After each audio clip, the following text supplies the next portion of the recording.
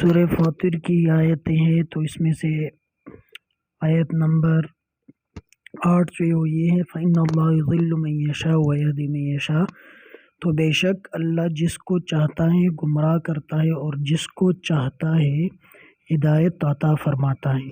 فَلَا تَذْهَبْ نَفْسُكَ عَلَيْهِمْ حَسَرَاتٍ، تو آپ کی جان ان پر حسرتوں کی وجہ سے نہ جاتی رہے۔ ان اللہ علیم بما یصنعون، بے شک اللہ خوب جانتا ہے جو وہ کر رہے ہیں۔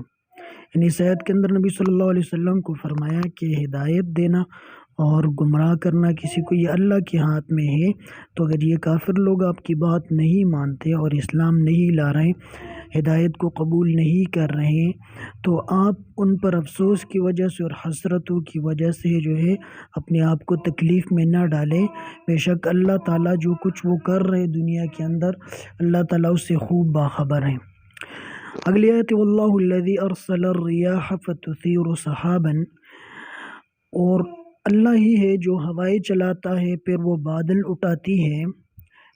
فتثیر سحابا، پھر ہم اس بادل کو فسقناہ الی بلد میت، مردہ زمین کی طرف لے جاتے ہیں۔ فاحیینا بہ الارض بعد موتہا، پھر ہم اس سے زمین کو زندہ فرماتے ہیں اس کے مردہ ہونے کے بعد۔ اسی طرح دوبارہ کذالک النشور، اسی طرح دوبارہ اٹھایا جانا ہے۔ اس آیت کے اندر اللہ تعالیٰ نے مرنے کے بعد دوبارہ اٹھنے کو زمین کے ساتھ، مردہ زمین کے ساتھ تشبیہ دی، ایک بنجر زمین کے ساتھ تشبیہ دی ہے۔ اس طرح کے جیسے ایک بنجر زمین ہو اور اس کے اندر فصل وغیرہ اگانے کی کوئی صلاحیت نہ ہو، تو اللہ تعالیٰ فرما رہے ہیں کہ ہم پہلے بادلوں کو زمین سے اٹھاتے ہیں اور پھر اس کو اس زمین کی طرف لے جاتے ہیں، اس شہر کی طرف لے جاتے ہیں جو مردہ پڑی ہو، جو بنجر پڑی ہو، جس میں کچھ نہیں اگتا۔ پھر جب بارش برستی ہے تو وہ زمین سرسبز و شاداب ہو جاتی ہے اور اس میں فصل اگانے کی صلاحیت پیدا ہو جاتی ہے۔ تو کہا کہ ایسے ہی جو لوگ موت کے بعد دوبارہ اٹھنے کو محال سمجھتے اور اس کا انکار کرتے ہیں، تو اللہ تعالیٰ نے فرمایا جب میں اس طرح کر سکتا ہوں تو موت کے بعد دوبارہ بھی اٹھا سکتا ہوں۔ اگلی آیت کے اندر فرمایا من کان یرید العزۃ فللہ العزۃ جمیعا، جو شخص عزت چاہتا ہے تو ساری عزت اللہ ہی کے لیے ہے۔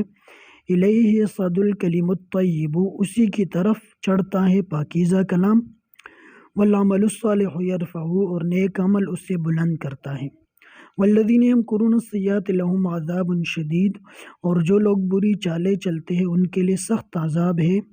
ومکر اولئک یبور، اور ان کی چال ہی برباد ہونے والی ہے۔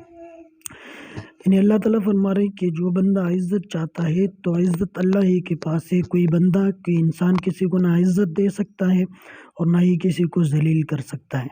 ایسے ہم جو بھی اعمال کر رہے ہیں، ٹھیک ہے، تو اللہ کی طرف چلتے ہیں، اللہ ہی کی طرف چڑھے جاتے ہیں، لکھے جاتے ہیں، فرشتے اللہ کے پاس لے کے جاتے ہیں۔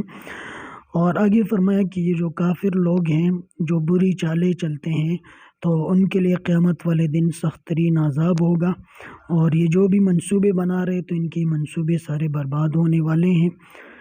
واللہ خلقکم من تراب ثم من نطفۃ، اللہ نے تم کو مٹی سے پیدا فرمایا، پھر نطفے سے، پھر تمہیں جوڑے جوڑے بنائے۔ یعنی اللہ تعالیٰ نے آدم علیہ السلام کو مٹی سے پیدا فرمایا، اور بعد کے انسان جو ہے وہ پانی کے قطرے سے، ایک دوسرے سے انسانوں کی نسل چلی ہے، اور پھر اللہ تعالیٰ نے اسی نسل کو بڑھانے کے لیے انسانوں کے جوڑے، یعنی مرد اور عورت کی شکل میں جوڑے بنا دیا۔ اور آگے اللہ تعالیٰ نے فرمایا کہ دنیا کے اندر جو کچھ بھی ہوتا ہے وہ میرے علم سے باہر نہیں ہے۔